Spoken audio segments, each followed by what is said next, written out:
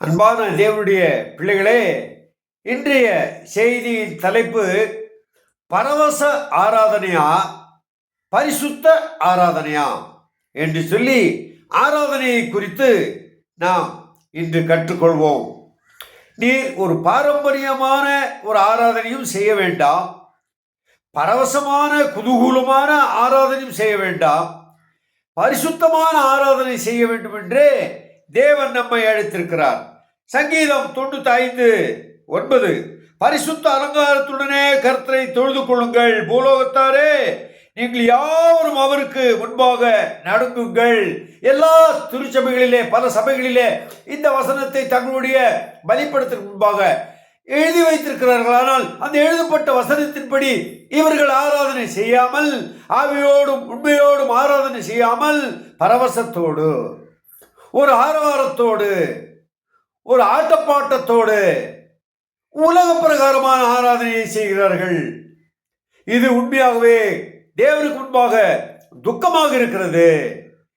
இது உங்கள் சுய புத்தியின் மேல் சாராதே என்று சொல்லி நீதிமொழிகள் 3:5 சொல்லப்பட்டது போல ஒரு சுய ஆராதனையாக காணப்படுகிறது.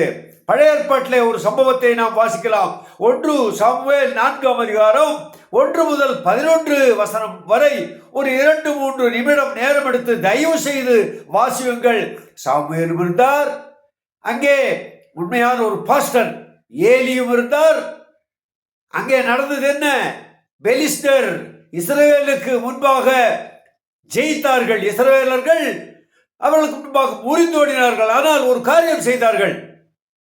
தேவனுடைய உடன்படிக்கை பெட்டி நம்மிடத்திலே இல்லாததினால் அவர்கள் ஜெயித்தார்கள். நாம் பெட்டியை கொண்டு வருவோம் என்று சொல்லி அவர்கள் பெட்டியை கொண்டு வந்தார்கள்.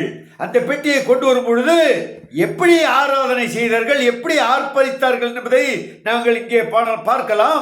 1 சாமுவேல் 4:5 நான் வாசிக்கிறேன். கர்த்தருடைய உடன்படிக்கை பெட்டி பாளையத்திலே வருகிற போது இஸ்ரவேலர் எல்லாரும் பூமி அதிரத்தக்கதாக மகா ஆர்ப்பரிப்பாய் சத்தமிட்டார்கள். பூமி அதிரத்தக்கதாக. எவ்வளவு பெரிய சத்தம்! இந்த சத்தத்தை கேட்டு அந்த பெலிஸ்தர் பயந்து போனார்கள், மிகவும் பயந்தார்கள். நாம் தோற்று போவோம் என்று நினைத்து நீங்கள் திடன் கொள்ளுங்கள், பார்க்கலாம் என்று சொல்லி அவர்கள் இஸ்ரவேலுக்கு முன்பாக யுத்தத்தை செய்ய ஆரம்பிக்கும் பொழுது ஒரு பரிதாபமான நிலைமை பாருங்கள். 10 அப்பொழுது பெலிஸ்தர் யுத்தம் பண்ணினார்கள். இஸ்ரவேலர் முறிந்து அவரவர் தங்கள் கூடாரங்களுக்கு ஓடி போனார்கள். மகா பெரிய சங்காரம் உண்டாயிற்று. இஸ்ரவேலிலே 30,000 காலாட்கள் விழுந்தார்கள். தோற்று போனாங்க. ஆரவாரம் பிரயோஜனம் இல்லை, ஆர்ப்பரிப்பு பிரயோஜனம் இல்லை, குதூகலம் பிரயோஜனம் இல்லை. தயவு செய்து யோசித்து பாருங்கள் அன்பான தேவ பிள்ளைகளே. இன்னொரு பரிதாபம் 11 தேவனுடைய பெட்டி பிடிக்கப்பட்டது. ஏலியின் 2 குமாரராகிய ஓப்னியும் பினகாசும் மாண்டார்கள். பெட்டியையே பிடித்து கொண்டு போனார்கள். அப்பொழுது உங்களுடைய உடன்படிக்கை பெட்டியோ, உங்களுடைய பக்தியோ, உங்களுடைய வேத வாசிப்போ, உங்களுடைய பரிசுத்த ஆராதனையோ, உங்களுடைய சபை ஆராதனையோ, உங்களுடைய காணிக்கையோ, உங்களுடைய ஆடல் பாடல்களோ ஒன்றும் பிரயோஜனப்படாது. பரிசுத்த அலங்காரத்துடனே கர்த்தரை தொழுது கொள்ளுங்கள்.